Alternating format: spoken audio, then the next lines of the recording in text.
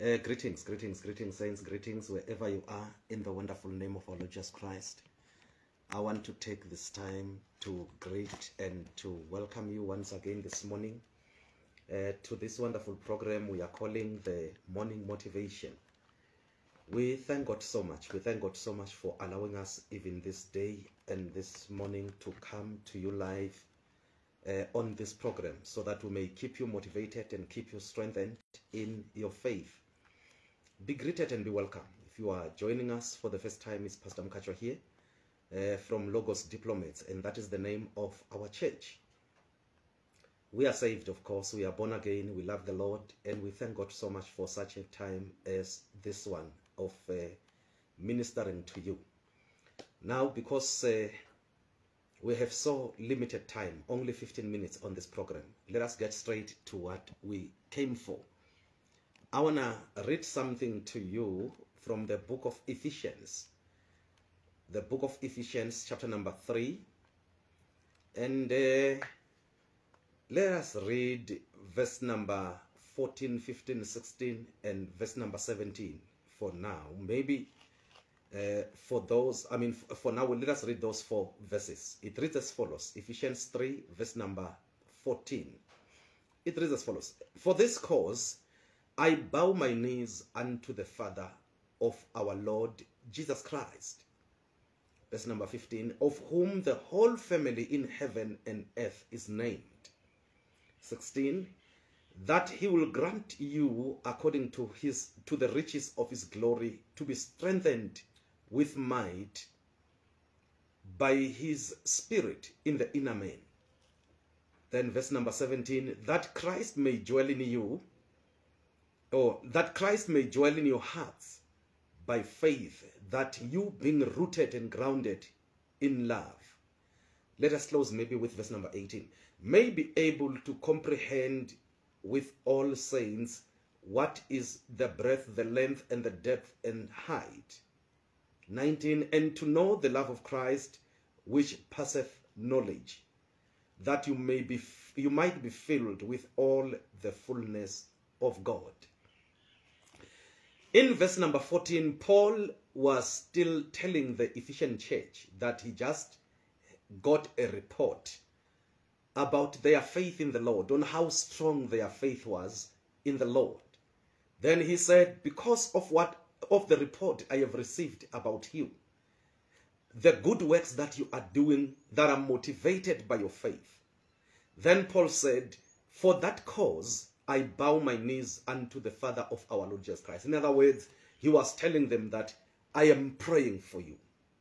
Hallelujah. That's what Paul was telling them. He said, I am praying for you. I am bowing my knees before the Father because of your faith. Of course, your faith should be seen. That is very important.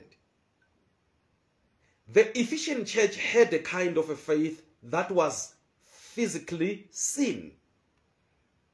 And therefore, a report got into Paul to say, wow, the church in Ephesus, indeed, those Christians are growing in the faith. Indeed, those Christians are doing that which is in line with our faith. Because, of course, they wanted their faith to be noticed. And it was noticed by the Apostle Paul. And therefore, Paul writes to them to say, I am praying you for that reason. There is nothing that motivates and encourages preachers than to see that those things which they are teaching, of course, congregants are obeying them and keeping them and doing them. That is very important. And the same, it's what motivated the Apostle Paul to continue in prayer for the Ephesian church. Listen, beloved, I want you to have a kind of a faith that shall be put into work, that shall be seen, that shall be practical. Because, of course, after us preachers have taught you the word, we want to see you doing it. That's why the Apostle James said, you are to be doers of the word. Once you are taught God's word, put it into practice. And wow, once you are doing that, it motivates, it encourages those who are teaching you to continue digging more and to teach you more. Because those things that they are teaching you, indeed, you are putting them into practice. So Paul said to the Ephesian church, I am praying for you before the Father of our Lord Jesus Christ, Then this Jesus Christ, in verse number 15, Paul says that of whom the whole family in heaven and earth is named. Of course, the family of God in heaven, those who went before us who are in heaven, they are called by Christ. They are carrying and wearing the name of Christ upon them. And listen, it's not just them in heaven. Today, it is also you in this world. You are called a Christian because you believe in Jesus. You are Christ-like in this world. I think it must encourage you. It must strengthen you to know that, you know, though I'm in this world, what I am today in this world, even in heaven, they are called by the same name. That's why the Apostle Paul in Philippians 2 said that every knee of those in heaven, on earth, and under the earth are bowing before the name of Jesus. And that every tongue is confessing that Jesus Christ is Lord to the glory of God the Father. Meaning that in heaven, they are indeed declaring that Jesus Christ is Lord. And you on this earth also, you are having the same declaration that Jesus Christ is Lord. And that is what is glorifying the Father. So as much as your faith is growing, understand that, you know, you are to declare the Lordship of Christ in your life. Understand that. As much as your faith is growing, understand that now God wants your faith to be physically seen or to be physically noticed. The family in heaven and the family on earth is calling upon that name of Jesus. You see now.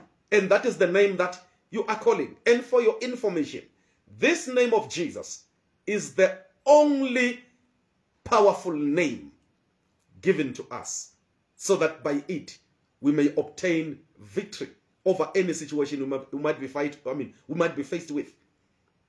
So never be ashamed. Calling upon that name is very important. Never be ashamed. Hallelujah. Never be ashamed. Calling upon the name of Jesus is what God wants you to do at all the times. When you are praying, call upon that name. Hallelujah. Because that is the only saving name that was given to us. So Paul was saying to the church in Ephesus that I am praying for you in verse number 16 that God will grant you according to to the riches of his glory to be strengthened with might by his spirit in the inner man. Paul says that is my prayer for you. I want God to strengthen you on the inner man. He says I want God to strengthen you from the inside. And listen, beloved, as you are listening to us this morning, that is my prayer for you also. I want you to be strengthened inside. You know, today we are hearing everything out there, from social media to pulpits and to everybody in the world. They are saying a lot of things. Some of the things people are saying are really discouraging to the weak. But I want you to be strengthened in the faith. Remember, before Christ could come in rapture, the Bible showed us that there must be a massive falling away from the faith.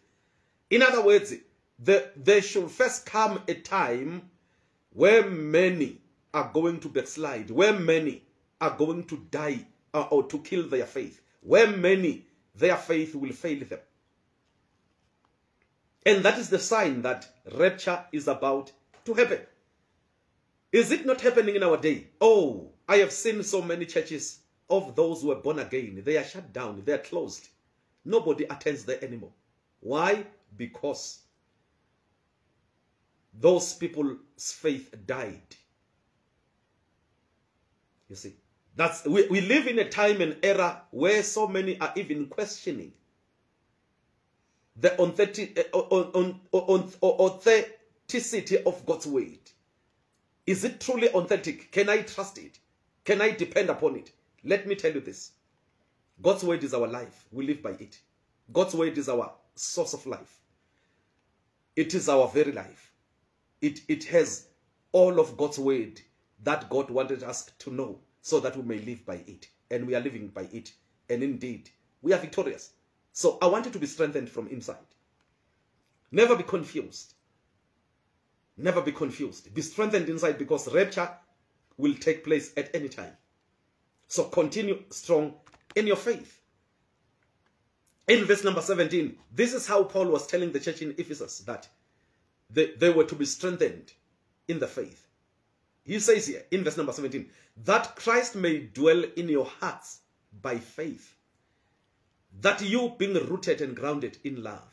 He says Christ may dwell in your hearts by faith. How is he going to do that? When you continue on his word. When you continue on his word. Believing each and every word Christ has spoken over your life. Believe it. Everything in God's word. Believe it. Trust it with your life. And as you continue in his word, Christ will be real in your life. Are you hearing me? He will be very much real upon you. So never be confused. Never complain like everybody else. You are different. Continue in your faith. And continue strong. Let Christ continue to dwell in your heart. Of course, pressures will come. This life is full of so many pressures. Those ones who are working at their workplaces, they are faced with so many pressures. Oppositions everywhere at times. But don't worry. We are more than conquerors through Christ. The fact that you are faced with so many adversities, it proves to you that you are on the right path. Continue. Secondly, you are going to allow for Christ to dwell in your heart when you continue in prayer. Continue in his word and also continue in prayer. Praise the Lord. Continue in prayer and continue strong in prayer. Never be discouraged to pray. No, don't allow discouragements to come. Continue in prayer. That will allow for Christ to continue dwelling in you. Number 3, continue loving God's people. Hold grudges against no one. Hold grudges against no one. Love them. Forgive them. Those who have offended you, forgive them. They are not worth it for your heart to carry their grudges. No, it's not worth it. Just forgive them and continue with life. You've got Jesus that you are to love. You've got God's word that you are to keep in your heart. You can't keep Jesus in your heart and keep God's word in your heart and also keep people's angers in the same heart. It's impossible. Don't do it. Hallelujah. Don't do it. Continue loving God's people. Forgive them. Those who have done wrong against you, just forgive them and continue. Of course, some of them may no longer be close as they were in your life. Because they have proven that they were the real Judas Iscariots of today. So you can't bring them so close again to your life. But love them. Love them from a distance. It's okay. Forgive them from a distance. It's okay. But continue keeping Christ in your heart. Hallelujah. Let us stop here today. Our time is up. God bless you. Let me quickly say a word of prayer for you. Father, in Jesus' name, thank you so much for everyone listening to us this morning. I pronounce a blessing upon them. I pray that they are blessed. I pray that heaven is backing them. I pray that in whatever they do, they are victorious. At work, at home, at school, everywhere they are. I pray that victory belongs to them. As Christ will be made manifest upon them as he lives, he dwells in their hearts. Their faith will keep on growing and growing, so that that which you have purposed for them might come to pass in Jesus' name. Thank you, Lord. Amen. Thank you, saints. Thank you so much. See you tonight at 7 p.m. Tonight, 7 p.m. Nomaganjani. We shall be there live. So, see you then. God richly, richly bless you. Amen.